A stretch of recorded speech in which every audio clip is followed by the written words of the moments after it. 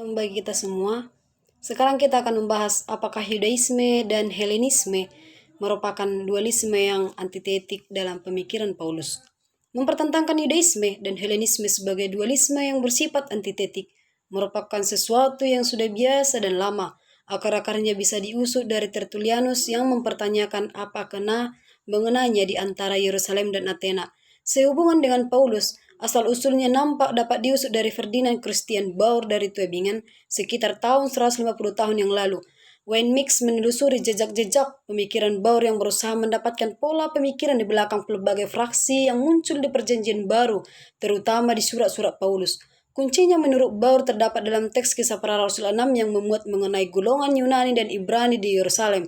Golongan Ibrani diwakili oleh Yakobus dan teologinya bersifat partikular, sedangkan golongan Yunani mewakili mereka yang berpandangan universal, yang dalam rangka misi kepada bangsa-bangsa bukan Yahudi, berhasil merobohkan batas-batas Yudaisme. Golongan Ibrani adalah kekristenan Yahudi, berhadapan dengan kekristenan bukan Yahudi. Baur condong menjagokan kekristenan bukan Yahudi. Yudaisme itu jelek dan Helenisme itu baik. Ia mewarisi sikap anti-Yahudi dari zaman reformasi yang melihat segala sesuatu dari agama lama sebagai legalisme. Bagi Baur, Yudaisme tidak saja memiliki tradisi para rabi, melainkan juga ritualisme Katolik, kekuasaan atau wibawa, kelembagaan atau gereja dan skolastik Protestan. Selanjutnya di dalam 2 Korintus 4 ayat 16 sampai 5 ayat 10 menurut David E. Aune, Paulus menggunakan campuran motif-motif antropologis dan eskatologis dari Helenisme, Yudaisme awal dan kekristenan dalam rangka mengusulkan sebuah jalan keluar dari ketegangan di antara aspek-aspek internal dan eksternal pengalaman hidup Kristiani sehari-hari. Ada beberapa antitesa yang digunakan untuk mempertentangkan keadaan sekarang dengan realisasi keselamatan di masa depan yang diambil dari Helenisme. Yang pertama, ho exoanthropos kontra ho exoanthropos, manusia luar kontra manusia dalam. Yang kedua, ta blepomena kontra ta me blepomena, yang kelihatan kontra yang tidak kelihatan. Yang ketiga, proskairos kontra aionios, yang tidak kekal kontra yang kekal.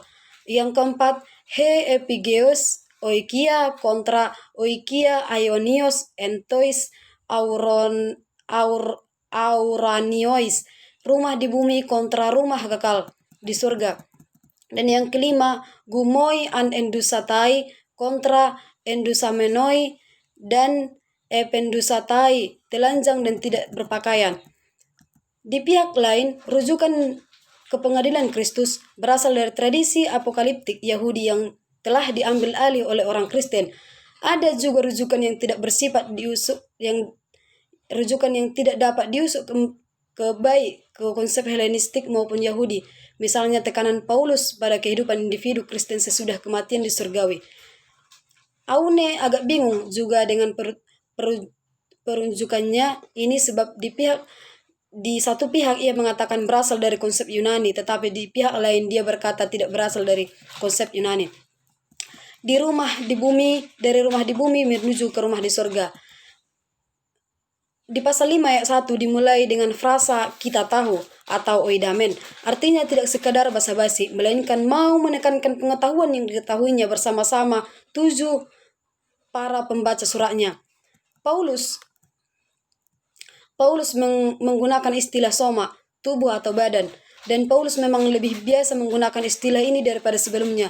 Di tempat lain Paulus berbicara mengenai soma dalam konteks kebangkitan, tetapi karena di sini konteks ini tidak ada, maka menurut Aune soma pun harus diartikan sebagai early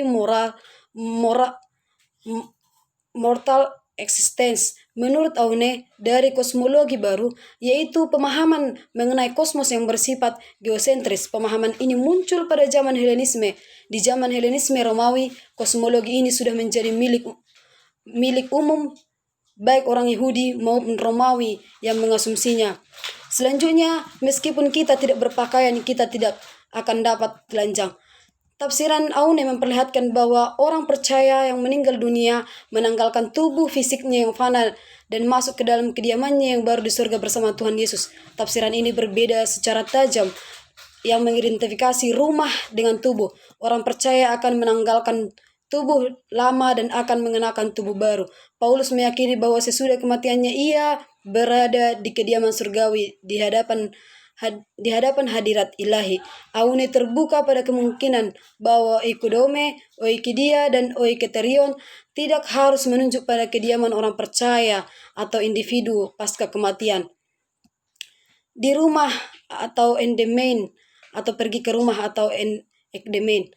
Antitesa ini tidak perlu dilihat sebagai mengambil aliran Paulus terhadap bahasa lawannya. Yang menjadi tekanan adalah kehadiran seorang di hadapan panggilan Kristus di surga. Kapan hal ini terjadi? Ya, sesudah orang percaya meninggal dunia. Di sini tidak disinggung perusia dan kebangkitan. Eskatologi apologistik Yahudi dan Kristen biasanya melihat pengadilan terakhir sebagai berkaitan dengan keduanya.